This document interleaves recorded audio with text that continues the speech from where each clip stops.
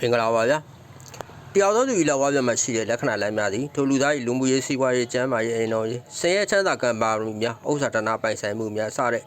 သူ၏တသက်တာဘဝအလုံးစုံသောအကြောင်းထင်ရာဖြစ်ပျက်များကိုလက်ဝါးပြင်မှာလက္ခဏာလမ်းများသည်ဖုံးတစ်လုံး၏စက်တင်ကဲ့သို့ကံကြမ္မာဆိုင်ရာဘာသာစကားများအဖြစ်ဖော်ပြလျက်ရှိနေပါတယ်အခုဒီမှာဖော်ပြထားတဲ့ပေါ့နော်လက္ခဏာလေးမတူခြားနာတဲ့လက္ခဏာလေးနှစ်ခုကွဲပြားမှုပေါ့အောင်မြင်ခြင်းနဲ့အခက်အခဲများဒါလေးတွေပေါ့နော်အမေတန်ရိုးရှင်းပြီးတော့ကြည့်ရတဲ့လွယ်ကူတယ်မှတ်သားရတာလည်းရိုးရှင်းလွယ်ကူပြီးတော့မှန်ကန်မှုယာနှုံးများတဲ့ပေါ့နော်အချက်လေးတစ်ခုကိုကျွန်တော်တို့သူမိတ်ဆွေတို့ပေါ့နော်အတူတူလက္ခဏာလမ်းတွေကိုအတူတူမိတ်ဆွေနဲ့ကျွန်တော်နဲ့အတူတူဖတ်ကြည့်အောင်နော်ကံကြမ္မာဆိုင်ရာဘာသာစကားများအတူတူဖတ်ကြည့်ကြမယ်ပေါ့ဟုတ်ကဲ့ပါအဲ့တော့လက်ချောင်းလေးများနဲ့သူဤသဘောသဘာဝများဒါလေးတွေကိုကျွန်တော်နည်းငယ်ရှင်းပြမယ်ပေါ့နော်ဒါတော့အသက်လမ်းလို့ခေါ်တဲ့ဘဝလမ်းဖြစ်ပါတယ်ရှင်သန်မှုအသက်တဲ့ကိုယ်ကာယအင်အားစုများကျန်းမာရေးဆိုင်ရာအချက်လက်များဆင်းရဲချမ်းသာကံပါရမီများကိုဖော်ပြတဲ့အသက်လမ်းလို့ခေါ်တဲ့ဘဝလမ်းဖြစ်ပါတယ်ဒါကတော့အုံနောက်ဉာဏ်လမ်းဖြစ်ပါတယ်မြန်မာတွေကတော့ပညာရေးလမ်းလို့သိတဲ့လူများပြီးတော့အနောက်တိုင်းအင်္ဂလိပ်လက္ခဏာကျမ်းတွေမှာတော့ဥစ္စာဒနာလမ်းလို့ရေးပါတယ်ဉာဏ်ပညာလမ်းပေါ့နော်ဒါကတော့နှလုံးသားလမ်းလို့ခေါ်တဲ့ရှင်းမြတ်လမ်းဖြစ်ပါတယ်နှလုံးသားရဲ့ရုပ်ပိုင်းနှလုံးသွေးစီးဆင်းမှုဆိုင်ရာကျန်းမာရေးအချက်လက်များရှင်သန်မှုအသက်ကိုပေါ်ပြပြီးတော့နှလုံးသားရဲ့စိတ်ပိုင်းမနာလို့ခေါ်တဲ့စိတ်ဝိညာဉ်မြစ်တာနဲ့ဒေါသစိတ်ရိပ်နှွဲ့တိမ်ညွတ်မှုများအလုံးစုံသောခံစားမှုများချင်းမြတ်တာအိမ်တော်ကြီးဖြစ်ဖြစ်များကိုဖော်ပြပါတယ်ဒါကတော့လက်တန်းပေါ့နော်ညီဘူးလေးလက်တန်းဘုံရူးလက်ချောင်းလို့ခေါ်တဲ့မာကျူရီနိပရိယနဲ့ကျွမ်းကျင်လိမ္မာမှုလက္ခဏာရှင်ကြီးဘဝအောင်မြင်ဖန်တီးမှုဆွမ်းအားများကိုဖော်ပြပါတယ်ဒါကတော့အပိုလိုလက်ချောင်းလို့ခေါ်တဲ့တနင်္ဂနွေပေါ့တနင်္ဂနွေလက်ချောင်းပေါ့နော်တနင်္ဂနွေလက်ချောင်းအောင်မြင်ခြင်းနဲ့ဖုံးကံစိတ်ဝိညာဉ်ဤအောင်မြင်ခြင်းဒေတာဖြစ်ပါတယ်ဒါကတော့စေတံလို့ခေါ်တဲ့ကံကြမ္မာဒေတာပေါ့ဒါတော့လက်မတော့လူသားကိုယ်ကိုယ်စီများအပိုင်းပေါ့နော်လက်မရဲ့အဖျားပိုင်းကတော့ logic တွေးတော်မှုလက်မရဲ့အောက်ပိုင်းကတော့ဇွဲလုံးလောက်ဝိရိယတက်တိရုပ်ပိုင်းဆိုင်ရာများကိုဖော်ပြပါတယ်အဲ့တော့ကျွန်တော်လက်ဝါးပြင်လက္ခဏာလမ်းလေးတွေကိုအနည်းငယ်မိတ်ဆက်ပြီးရတဲ့အခါမှာအခုပြောချင်တာဒီလက်ညှိုးပေါ့နော်လက်ညှိုးစီဆရာသခင်အောင်မြင်ခြင်းဒေတာစေခိုင်းခြင်းအမိန်ပေးခြင်းလွှမ်းမိုးခြင်းအုပ်ချုပ်ခြင်းအောင်မြင်ခြင်းဒေတာဖြစ်ပါတယ်ကြာသာပရိကြုံကုန်းလို့ခေါ်တဲ့ဂုရုပေါ့နော်ဂုရုတောမလို့ခေါ်တဲ့ကောင်းကျိုးပေးဆွမ်းအားများရှိပါတယ်ကျွန်တော်တို့မြန်မာပြည်တွင်မဟာကာလလို့ခေါ်တဲ့ဇာတာကြီးစကားနဲ့ပြောမယ်ဆိုလို့ရှိရင်ဒနုကတုံပါသာသဗန္ဓုပုတ္တရအာရီပထဏိဗရဏသုဘကံမလာဘဗျာယဆိုတဲ့ဘာဝ12ပါးမှာကိုရန်လို့ခေါ်တဲ့ဘာဝဖြစ်ပါတယ်ဒီနေရာကြာသာပရိပေါ့နော်လက်ညှိုးအောက်စီကိုရန်လို့ခေါ်တဲ့တုဘဘာဝဖြစ်ပြီးဖုံးတကိုးနဲ့အောင်မြင်ခြင်းဒနာဥစ္စာအလုံးစုံသောအောင်မြင်ခြင်းများနဲ့ဖုံးတကိုးများကိုပေါ်ပြတဲ့နေရာဖြစ်ပါတယ်လူတယောက်ရဲ့လက်ဝါးပြင်မှာအောင်မြင်မလားဆုံးရှုံးမလားမိဆိုသောကံကြမ္မာအနေအတက်ကြများရှိတယ်လေဖုံးကံပါရမီအောင်မြင်ခြင်းဘယ်လောက်ရှိတယ်လဲဆိုတာသိချင်လက်ညှိုးအောက်ခြေရှိရပါတယ်အင်မတန်အရေးကြီးပါတယ်ပေါ့နော်ဒါရက်တွေပိုင်းနှစ်ပေါင်းများစွာသူသေသနာလူပေါင်းများစွာရဲ့လက္ခဏာလမ်းလေးကိုဖတ်ခဲ့တဲ့ဘိုင်းတွေမှာရရှိခဲ့တဲ့ပညာရပ်တွေဖြစ်ပါတယ်ဟုတ်ပါပြီအဲ့တော့ဘာကိုပြောကြလဲဆိုလို့ရှိရင်လက်ညှိုးပေါ့ဒါအသက်လမ်းနဲ့ညံလမ်းအုံနောက်လမ်းစုံတဲ့နေရာနေပြီးတော့ဒီလိုမတ်တက်ဒေါင်းလိုက်မြင်းလေးတစ်ချောင်းတက်လာမယ်ဒီလမ်းလေးရဆိုလို့ရှိရင်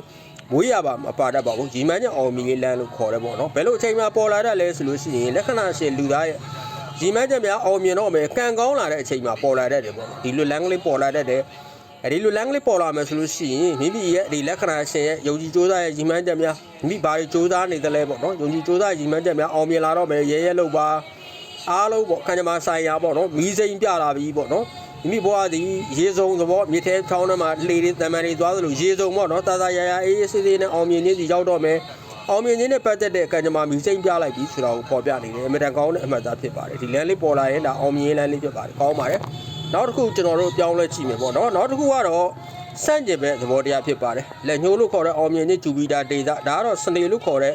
ကံကြမ္မာပေါ့စာတန်လို့လည်းခေါ်တယ်နတ်ဆိုးရဲ့ဒေတာဖြစ်တယ်နတ်ဆိုးဆိုလို့ကြောက်မသွားပါတယ်နတ်ဆိုးလို့ခေါ်တဲ့ဒီစွမ်းအဖြတ်စွမ်းကြီးမားတဲ့ဒီပါပကြိုတွေဒီကောင်းကျိုးပေးလိုက်ရင်လည်းလူများတဲ့မတူဘူးပေါ့နော်နတ်ဆိုးဒီမုံရင်အန်ရပြည့်တတ်ပေမဲ့သူတို့ချစ်ရင်တော့အရာအလုံးကိုကာကွယ်ဆောက်ရှောက်ခြင်းများမေတ္တာတရားများပေးတတ်တဲ့သဘောရှိတယ်ပေါ့နော်အဲ့တော့ပါပကြိုတွေလည်းဒီစနေကြိုစီလည်းကောင်းကျိုးပေးရင်အမှန်ကြီးမားတဲ့စွမ်းအားတွေရှိဖြစ်တတ်တယ်ပေါ့နော်ကံကြမ္မာလက်ချောင်းဒေတာစာတန်လို့ခေါ်တဲ့စနေပေါ့နော်စနေကြိုကအနည်းငယ်နေနေတယ်ကံမကောင်းခြင်းများရှိတယ်ဆိုတော့ပေါ်ပြနေတယ်အဲ့တော့စနေကြိုကုံနဲ့ပတ်သက်နေတဲ့ဒီအောက်မှာကြာသာပရိအောင်မြင်ခြင်းဒေတာကို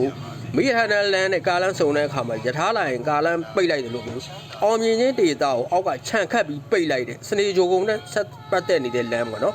်တစ်ချက်ရှိတာဒီကောင်ဒီလက်ခလဲလက်ချောင်းလို့ခေါ်တဲ့စနေကြိုကုံအောက်မှာရှိနေရပါမယ်စနေကြိုကုံနဲ့ပတ်သက်ဆက်ဆံထိတွေ့နေရမယ်ပေါ့စနေကြိုကုံအောက်ကဖြတ်လာတဲ့ဒီလမ်းစီအောင်မြင်ဒေတာကိုခါဖြတ်ပြီးတော့တကားပိတ်လိုက်တဲ့အတွက်လက္ခဏာရှင်ဒီလူမှုရေးစီးပွားရေးအိမ်တော်ရေးကျန်းမာရေးပေါ့အလုံးစုံသောစိတ်ပိုင်းဆိုင်ရာပြဿနာများကြာရောက်စီတယ် သူအလုံများစူးစမ်းမှုများသည်ထစ်ထစ်ငုံငုံနဲ့အစင်မပြေမှုဖြစ်စေတယ်ဘဝခရီးလန်းသည်သူ့အတွက်လက်ရှိကာလကိုပြတယ်တစ်သက်လုံးအတွက်တော့မဟုတ်ပေါ့နော်လက်ရှိကာလရည်မှန်းချက်များသည်မီးနီတို့မဟုတ်မီးဝါပြထားတယ်ဘဝသည်ရေစံကဲ့သို့ခက်ခဲကြမ်းတမ်းစွာဖြတ်သန်းရမယ်ကြီးမားတဲ့လုပ်ငန်းများယင်းနှိမ့်ညှုံနှံမှုများမလုပ်သင့်ဘူးပေါ့နော်လုံအရာထိန်းသိမ်းဆိုအောင်ထိန်းသိမ်းနဲ့လုပ်ပါမယ်အပိုင်းတွေရှိတော့ကံကြမ္မာနိုင်ပါနေတဲ့အခက်အခဲတွေကြော်ဖြတ်ရမယ်ဆိုတော့ပေါ်ပြနေတယ်ဒီဥပအဖြစ်မြည်ဒီနှလုံးသားလမ်းလို့ခေါ်တဲ့ချစ်မြတ်လမ်းထိပ်ကိုဖြတ်လိုက်တဲ့အတွက်လည်းဖြစ်နေတဲ့အတွက်လက္ခဏာရှိမှပြဿနာလေးတွေနည်းနည်းရှိတယ်စိတ်ပိုင်းရုပ်ပိုင်းလူမှုရေးစီးပွားရေးကျန်းမာရေးပြဿနာလေးရှိပေါ့နော်ဒီလမ်းကိုမှားရတာဆော်လမွန်လက်ဆုလို့ခေါ်တဲ့ပညာသခင်အမှတ်အသားနဲ့မှားရတယ်ဆော်လမွန်လက်ဆုဒီဂျာသာဝရီအောက်ဒီအောက်မှာတက်ရှိနေရပါသူကလက်ပွားပြင်မှာနေရာလေးနည်းနည်းလေးရွေးလိုက်တာနဲ့အဓိပ္ပာယ်ကြီးပြောင်းသွားတယ်ပေါ့နော်ဒါကတော့ဟုတ်ကဲ့ပါဥပအဖြစ်မြင်ဖြစ်ပါတယ်ဒီလိုမြင်းလေးပါလာရင်တော့သိမကံမကောင်းဘူးပေါ့နော်ဒီလိုမြင်းလေးပါလာရင်တော့သိကံမကောင်းဘူးနောက်တစ်ခုကဆိုတော့ကျွန်တော်ပြထားတယ်ပေါ့နော်နောက်တစ်ခုပြထားတယ်ဒါကတော့အောင်မြင်လန်းလေးဖြစ်တယ်ပေါ့နော်ဒီလိုလန်းလေးပါလာမယ်ဆိုလို့ရှိရင်တော့အောင်မြင်ခြင်း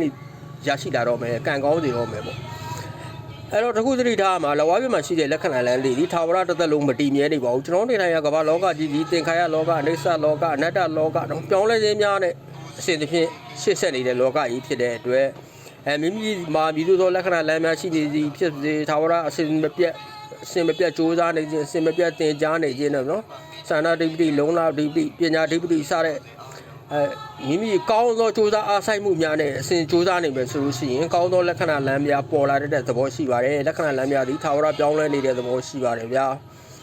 ဟုတ်ကဲ့ပါအားလုံးကျွန်တော်ချစ်သောမိတ်ဆွေများမျိုးများအားလုံးပဲဘုဘက်အနေနဲ့ဝေးကွာလို့ရဆန္ဒပြုပါကြပါစေဗျာ